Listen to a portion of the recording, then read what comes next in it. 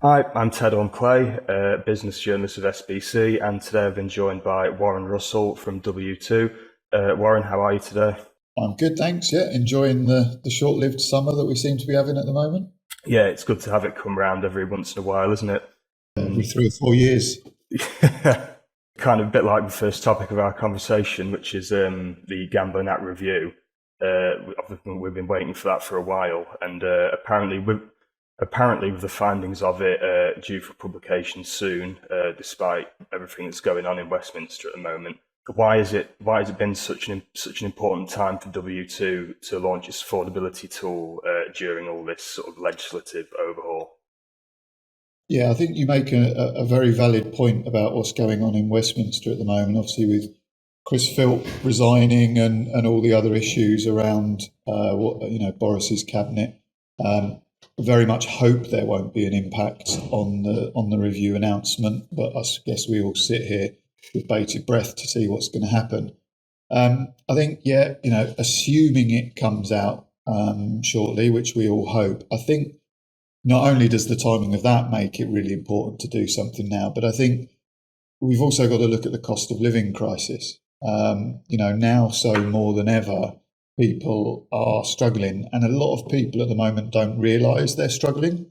I think what we'll start to see over the coming weeks and months is that people who weren't or didn't consider themselves financially vulnerable perhaps 6 months ago start slipping into that area. So bringing out tools and solutions and procedures that help not only gambling operators but buy now pay later providers, any sort of financial service or financial product, something that helps people manage their expenses and manage their incomings and outgoings and not overexpose themselves is really important. I think, timing is probably better now than we could have even dreamed it would have been.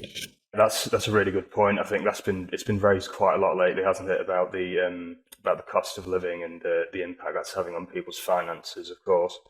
Um, but also, as a sort of an add-on on that, how will this new tool you've got balance comprehensive checks without impacting the customer journey?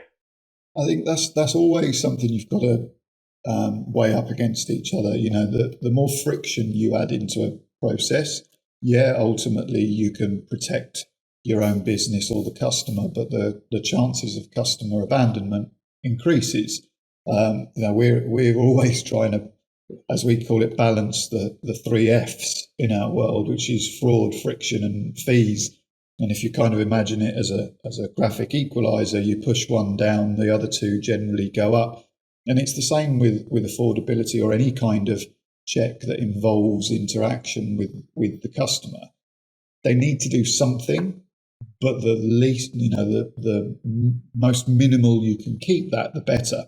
So what we've done is we've deliberately avoided open banking. There are some really good open banking solutions out there, um, but they can sometimes cause concern or friction in the journey. I think open banking is a relatively new concept, and I think for the average person to allow a betting operator access to their bank account, I don't think we're quite there psychologically yet.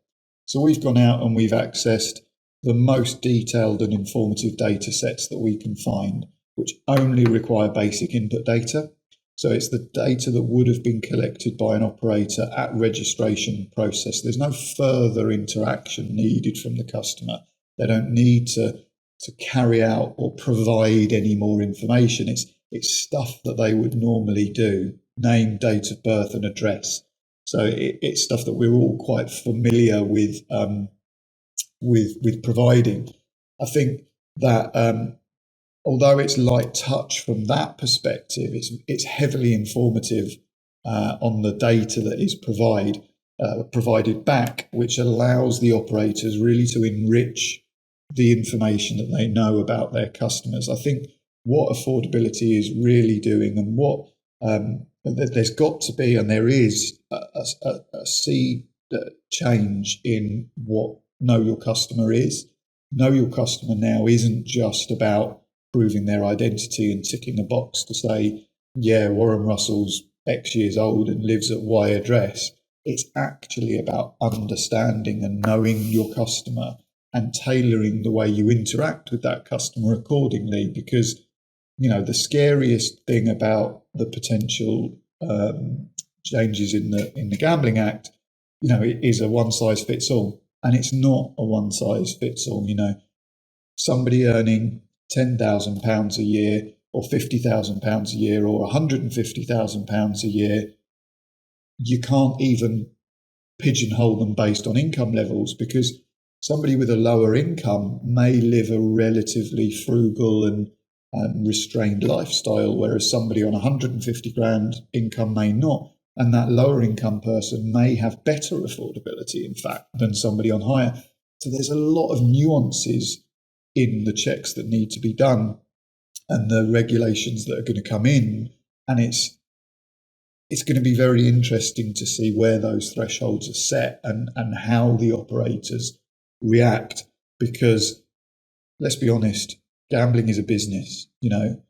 For the average player, it's a leisure time activity. Some people, don't get me wrong, it goes beyond that. But for the vast majority, it's a leisure time activity. And for the operators, it's a legitimate business. We've just got to be careful that we don't create a rule and a regime that means that everybody who sits in those safe places are treated and have to behave the same as the people who do have a problem. And absolutely those problems need to be solved. And what we very much hope is that the solution that we're bringing or have brought to market goes some way into helping that. We're not pretending this is a silver bullet. It's part of a responsible gambling process. Obviously, you just touched on the sort of the role that data has played and the KYC element to this tool as well.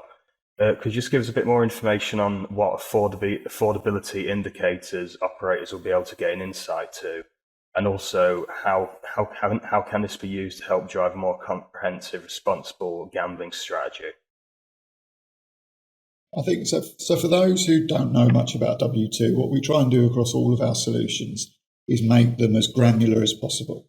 We've got hundreds of different elements available through our platform, but obviously not everybody takes everything. So, you might walk into Tesco's to do your shopping tomorrow, but you might just pick up a pint of milk, or you might do a month's worth of shopping.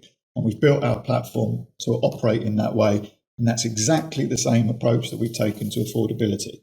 So the solutions split down into several individual components, which an operator can take as a single bundle that is all implemented perhaps at registration or at whatever point they want to.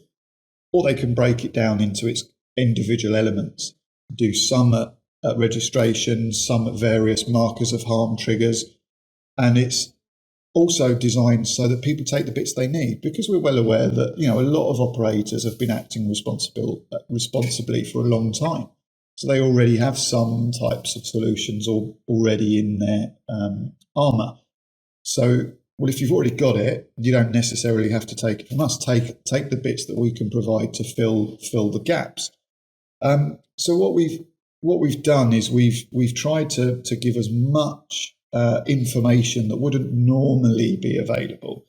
So it includes social triggers, it includes demographic triggers, it includes geographic triggers, and also individual-led indicators. So, for example, we can tell you whether you've applied for what most of us call a payday loan, but apparently we have to call high-interest short-term loans. We can tell if you've applied for one of those recently or within a certain period, or if you've applied for one recently and you never have before. We can also, advise things like, what income are people declaring across applications, or what employment details are they declaring across applications. So what it allows you to do is compare and contrast what your players are telling you versus what they're telling other people. And okay, the pessimists out there will say, well, okay, it just tells you if they're a consistent liar or if they're telling different stories to different people. But it's information that's available and there to be used. Unfortunately, at the moment, the gambling operators can't access some of that really juicy bank data. Us and other suppliers are working with UK Finance and the various people who control sort of current account turnover data and various other sources of information to see if we can get that, and we very much hope to in the future. But if we can use the fact that typical people in this area look like this, but actually we also know this down to an individual level, and this is the activity that they're pursuing. This is the information we know about their property. This is the number of dependents living in that property. This is as I say, loan applications they've made. This is adverse credit data that they've got. It's about pulling as many different triggers of information as possible into one place. We did a proof of concept recently for a high-profile operator, and we were able to return data in over 95% of occasions and give useful insights back, even down to some of the people being marked as deceased or having applied for payday loans recently, or having declared that they have a gambling problem or that they're on a vulnerability register, using things like have people got power of attorneys registered over them, all just paints a picture, and as I mentioned earlier, allows operators to enrich the information that they know about their customers.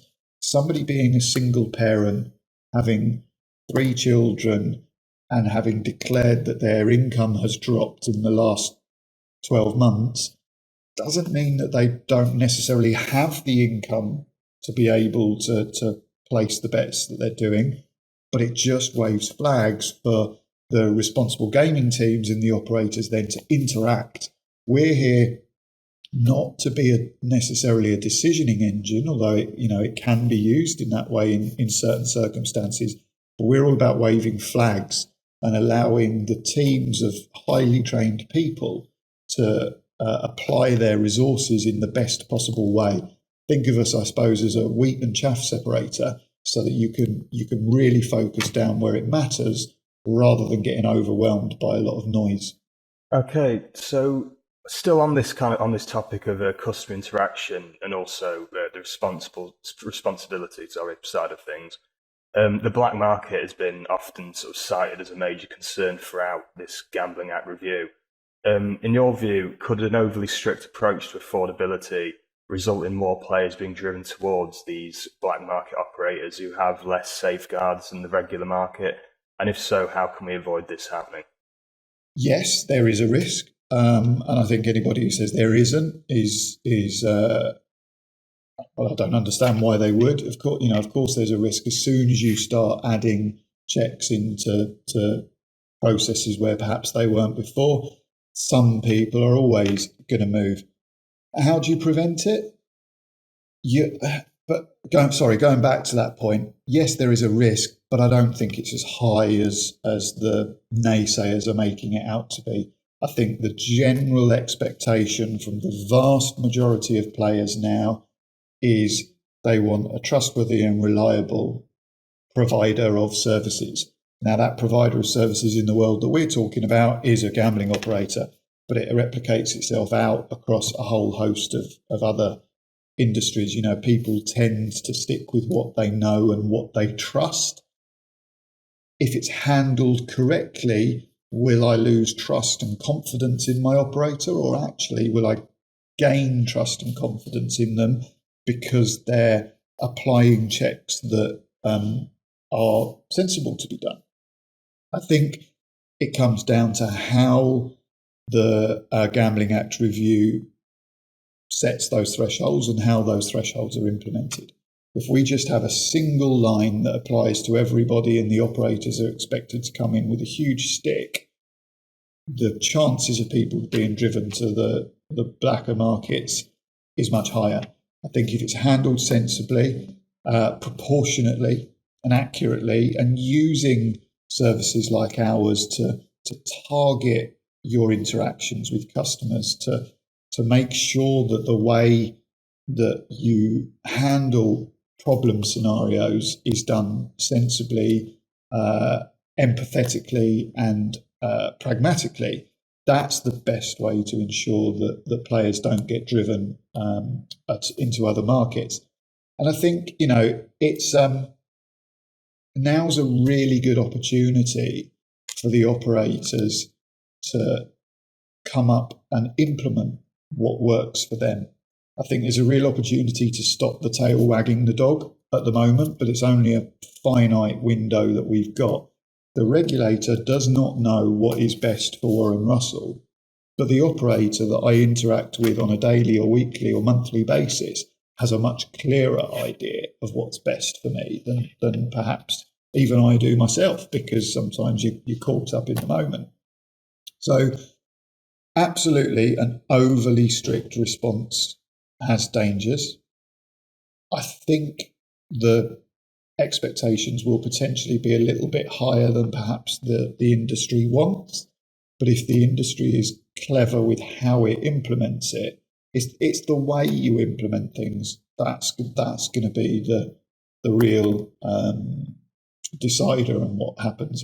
Yeah, I couldn't agree with you more. It's definitely all going to be down to how it's approached and how it's implemented in the right way. So lastly, just to close things off, what can we expect from W2 for the remainder of 2022? Rapidly running away, isn't it? This year. But I think, we've got a lot of stuff going on around more work around responsible gambling and making sure that there's appropriate safeguards in place around exposure for the operators. We're doing some exciting work around the blockchain, working with our partners in nChain around digitizing identity and looking at ways you can streamline customer onboarding processes, reduce costs, and remove the need for multiple verifications, which we're quite excited about. As I mentioned, working on responsible gambling stuff with our partners at Crucial Compliance, looking at how we can implement rule sets and markers of harm indicators to automate as much of the process as possible. Again, coming back to allowing the highly trained people to focus their time on where they do things best. Adding new services to our product to further enhance the global reach, looking at using open banking in the world of identity verification, looking at all kinds of stuff, more than we can possibly hope to achieve. But it's best to keep yourselves busy, I think. Okay, great. So we've got some stuff to look forward to from W2. Warren, thank you very much for taking the time to speak to me today. Thanks, Ted.